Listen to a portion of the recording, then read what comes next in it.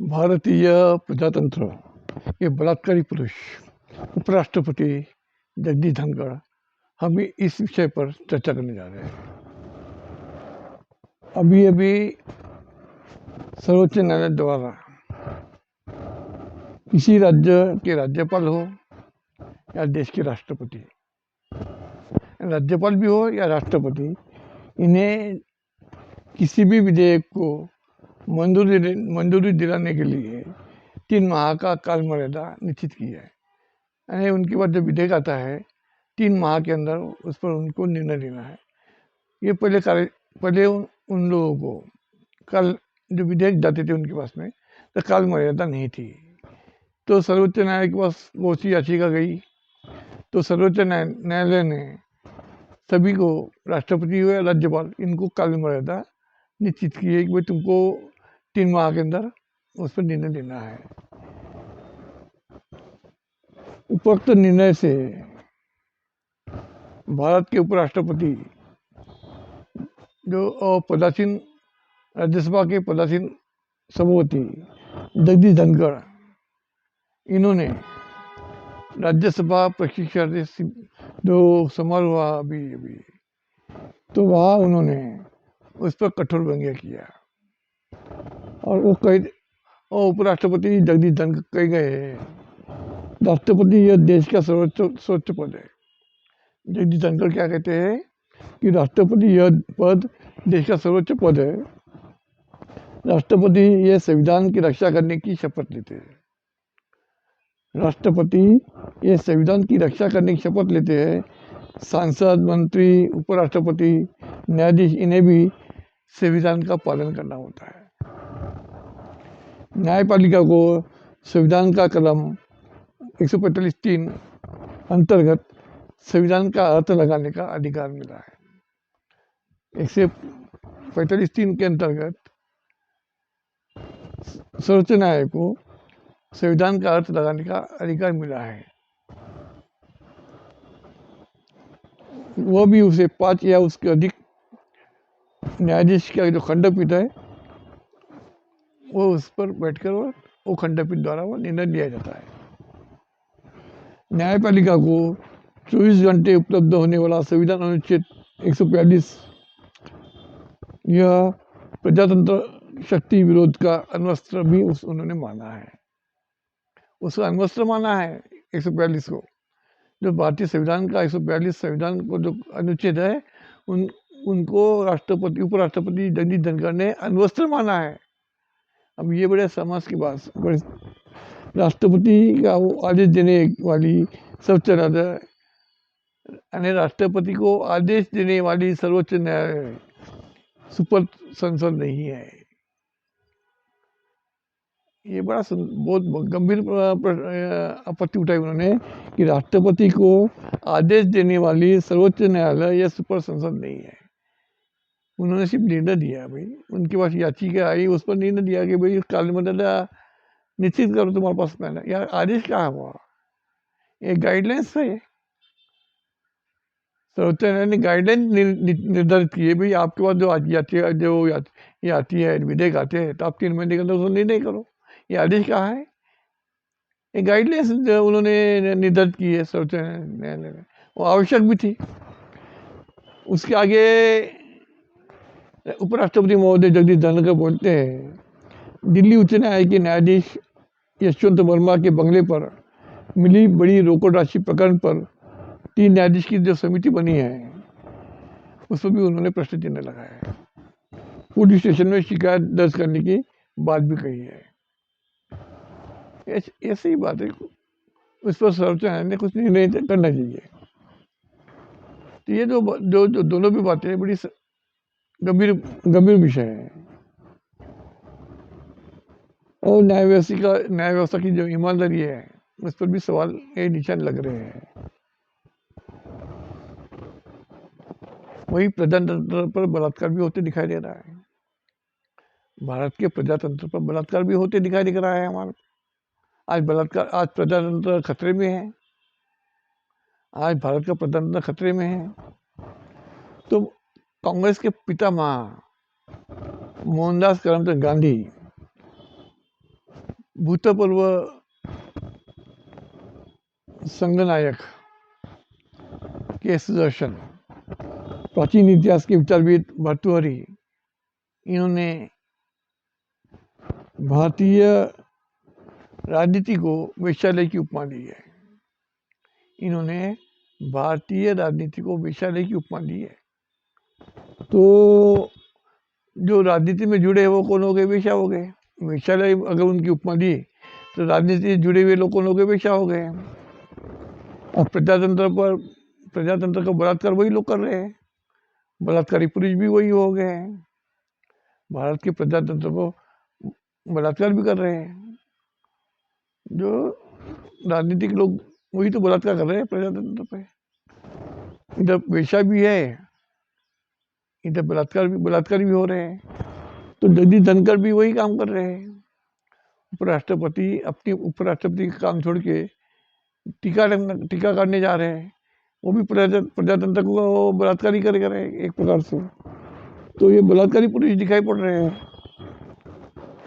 जो राज्यसभा है वो ठीक से चलाते नहीं है, जिस ढंग से नियम के आधार पर चलाना चाहिए, जिस ढंग से चलाना चाहिए वो दिखाई नहीं पड़ती। वही बातें लोकसभा की बातें ओम बिरला, वो भी मनमानी ढंग से चला रहे हैं लोकसभा। जगदीश धनखड़ राज्यसभा भी मनमानी ढंग से चला रहे हैं। तो प्रजातंत्र के लिए ये शर्मसार घटना है।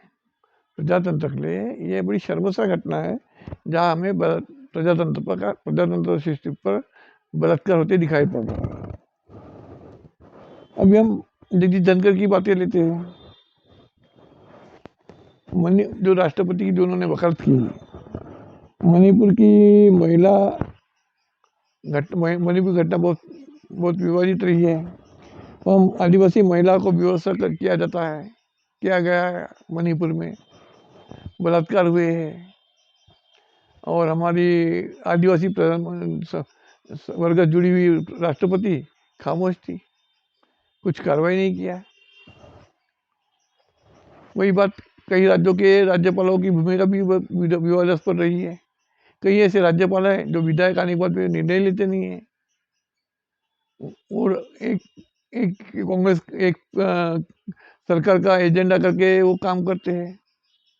तो ये जो भारत की प्रजातंत्र है और अपनी मनमानी राज्यपालों की मनमानी राज्यों में चल रही है, इधर राष्ट्रपति का वही उनके पास आती है तो भी निर्णय उचित सीमित कालावधि में निर्णय लेते नहीं है।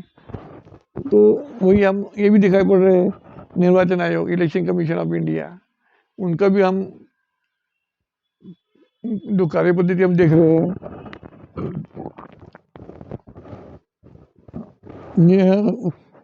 प्रवर्तन निदेशालय जिसको हम ईडी बोलते हैं, मूल्य अन्वेषण शाखा उसको हम सीबीआई कहते हैं, इनकम टैक्स उनको आईटी कहते हैं, इनकी भी जो जिन काम चल रहा है उनका वाला प्रजातंत्र के लिए खतरा ही दिख रहा है। बोला प्रजातंत्र खतरे में दिखाई पड़ रहा है, मनमानी चल रही है। ऐसे कई प्रकरण सर्वोच्च न्यायालय गए हैं। सर्वोच्च न्यायालय ने कई ऐसे निर्णय विवादास्पद दिए हैं, पक्षपात पूर्ण निर्णय रहे सर्वोच्च न्यायालय के, इसलिए उनकी जो गरिमा है, गरिमा खतरा नीचे आ गई है। सर्वोच्च न्यायालय की उनकी साख गिर गई है। कुछ निर्णय अच्छे तो दिए, लेकिन प्रैक्टिकल का उसमें जो प्रैक्टिकल होना चाहिए निर्णय, वो प्रैक्टिकल निर्णय का अभाव दिखाई पड़ता है। निर्णय तो अच्छा तो दिया है, लेकिन प्रैक्टिकल उसमें होना चाहिए, वो उसमें पॉइंट नहीं डाला जाता है। तो ऐसे कई जजमेंट हुए हैं। वही राम जन्मभूमि का जो केस जो निर्णय लो, उसमें कोई प्राइमा फेसी है ही नहीं, भावना के आधार पर निर्णय लिया गया। रंजन गोगोई का केस लो, उन पर बलात्कार का आरोप लगा और खुद की केस खुद ही हैंडल कर रहे हैं। धनंजय चंद्र सर न्यायाधीश, वो तो भगवान भरोसे निर्णय ले रहे हैं। क्या कहे, ऐसे न्यायाधीश अगर हमारे देश में सर्वोच्च न्यायालय बनते हैं तो शर्म की बात नहीं तो क्या है। उनमें कोई मेरिट ही दिखाई नहीं पड़ता। वो नालायक उनको कहा जाए तो बुरा नहीं हुआ, ना नालायक एंड नॉट क्वालिफाइड। अगर कोलिजियम सिस्टम नहीं होती, अगर कोलिजियम सिस्टम नहीं होती तो पीसीबी की परीक्षा पास हुई होती कि नहीं होते, स्पर्धा परीक्षा, ये भी एक सवाल उठता है, संशोधन का विषय है। कुछ निर्णय सर्वोच्च न्यायालय ने बहुत कठोर निर्णय, अच्छे निर्णय लिए जो प्रजातंत्र के लिए प्रजातंत्र के हित में है। ऐसा एक निर्णय उन्होंने राज्यपाल और राष्ट्रपति का काल मर्यादा निर्धारित करने का निर्णय दिया है। तो राष्ट्रपति ने इतने अच्छे निर्णय पर व्यंग कर दिया है। तो अच्छे निर्णय जब लिए जाते हैं, सरकार के विरोध में होते हैं, तो ये उन्हें बड़ा वेदना कर जाता है। सर्वोच्च न्यायालय जो है उन्हें संविधान की रक्षा करना है। और जो उपराष्ट्रपति ने जो टिप्पणी की है, ये प्रजातंत्र की सर्वोच्च न्यायालय की गरिमा को हानि पहुंचाने वाले वो बयान दिखाई पड़ता है। अरे भाई, जो तुमको अधिकार दिए गए हैं उपराष्ट्रपति और राज्यसभा के सभापति करके, वही तो तुम सटिंग से निभा नहीं रहे हो। तुम एक वहाँ राज्यसभा में हो या लोकसभा में हो, तुम जो वहाँ बैठे हो, जिस चेयर पे बैठे हो, एक न्यायाधीश समान वो चेयर है, तो तुम तटस्थ निर्णय लेते नहीं हो, वन साइडेड निर्णय लेते हो और न्याय व्यवस्था पर तुम आरोप लगाते हो। ये जो बातें हो रही है, इसमें हमें जगदीश धनखड़ साहब प्रजातंत्र पर बलात्कार करते हुए दिखाई पड़ रहे हैं, ये हमको समझना होगा। और शायद उन्हें राष्ट्रपति बनने की चाहत भी दिखाई पड़ रही है कि ऐसा करने से वो सरकार उन्हें राष्ट्रपति बना दे, ये वो भी दिखाई पड़ रही है। भारत के महामहिम राष्ट्रपति जो है हमारे, वो संविधान के अनुच्छेद 60 के अंतर्गत उन्हें पद और गोपनीय पद ये शरणार्थी देते हैं।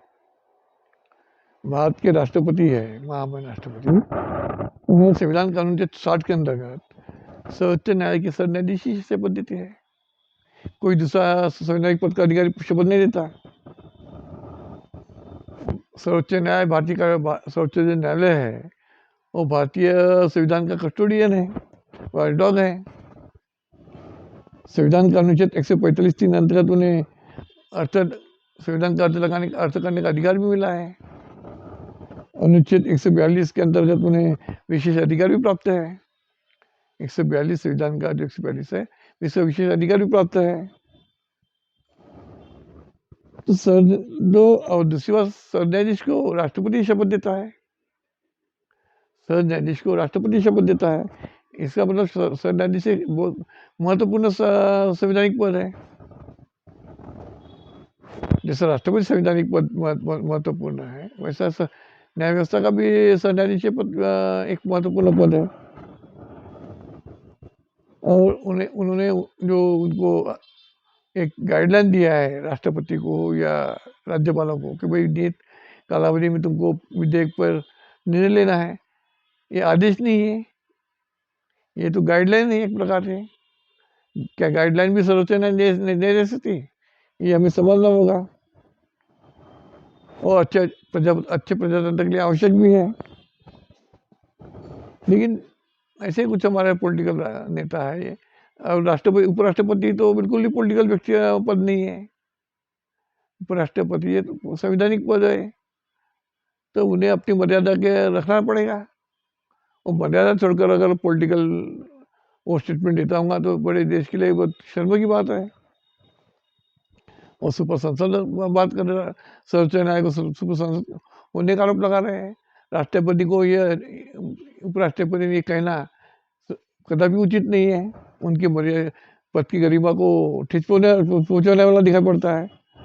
अच्छे उन्होंने जो संसद है, भारत की संसद, ये महत्वपूर्ण उसकी गरिमा भी रही है संसद की। उन्हें अच्छे लोगोपयोगी निर्णय लेना है, इनको संसद को अच्छे लोगोपयोगी निर्णय लेना है। समुदाय यानी समस्त जनता के लिए अच्छे निर्णय लेना है। विशेष समुदाय के विशेष समुदाय के फायदे के लिए निर्णय लेना नहीं है उन्हें। बाबा साहब अम्बेडकर इन्होंने इसलिए कहा, एक बाबा साहब का जो बयान है बहुत इम्पोर्टेंट बयान है।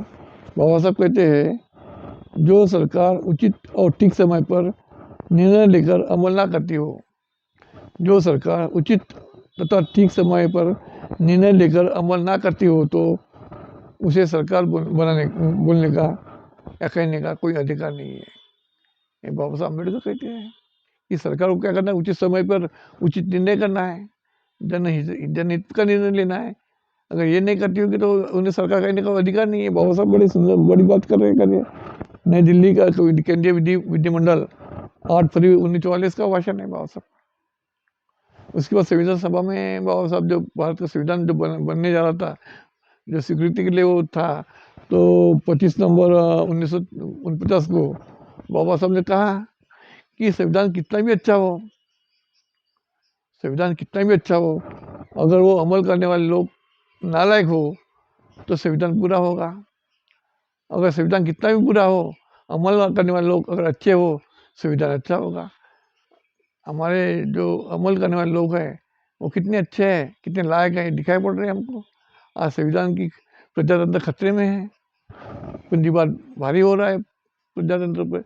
कल हुकुमशाही या डिक्टेटरशिप भारत में आने की एक संभावना दिखाई पड़ रही है। उपराष्ट्रपति हो या लोकसभा का अध्यक्ष, उन्हें अपनी पद की गरिमा रखना होगा, इतिहास में उनका नाम दर्ज होगा। अगर वो बुरे काम करते, बुरा निर्णय लेते तो इतिहास में उनको उसी रूप में याद किया जाएगा। और दूसरी बात, दिल्ली उच्च न्यायालय के जो न्यायाधीश है यशवंत वर्मा, उनका केस भी बहुत मायने है, बहुत ही सीरियस मैटर है। सर्वोच्च न्यायालय इससे बच नहीं सकता। सर्वोच्च न्यायालय को भी इस पर सीरियस एक्शन लेना होगा। पुलिस के दायर करनी होगी। संविधान का अनुच्छेद 14 समानता का अधिकार देता है, तो जो समानता का अधिकार है तो वो भी राष्ट्रपति बड़ा नहीं है, उपराष्ट्रपति जैसे बड़े नहीं है, ये कोई भी ये न्यायाधीश बड़े नहीं है, सब समान है, सब इक्वलिटी आती है। तो निर्णय जो सामान्य आदमी को जो निर्णय जो जजमेंट दिया जाता है, दंडित किया जाता है, वो न्यायाधीश को भी दंडित करना चाहिए। सर्वोच्च न्यायालय इससे अछूता नहीं हो सकता। प्रजातंत्र आज खतरे में है हमारे देश का प्रजातंत्र खतरे में है। और पूंजीवाद कैपिटलिज्म अभी हावी होते जा रहा है। कल चल के हमारे देश में डिक्टेटरशिप या हुकूमशाही आने की चांसेस है। तो हमें ये समझना होगा भारतीय गुलामी की दास्ता की ओर बढ़ रहा है, तो हमें प्रजातंत्र की रक्षा करना है, ये हमको समझना होगा। अगर हम प्रजातंत्र की रक्षा न करेंगे तो भविष्य में भारत का इतिहास एक गुलामी का इतिहास रहेगा। तो ये अभी हमारे जो भारत के पॉलिटिकल से जुड़े लोग हैं, वो या न्याय व्यवस्था हो या राष्ट्रपति उपराष्ट्रपति हो, उन्हें भारत की गरिमा को बचाना होगा। इसी के साथ अपनी शब्दों को विराम देता हूँ। नमोदाय, जय भीम, जय भीम, जय भीम।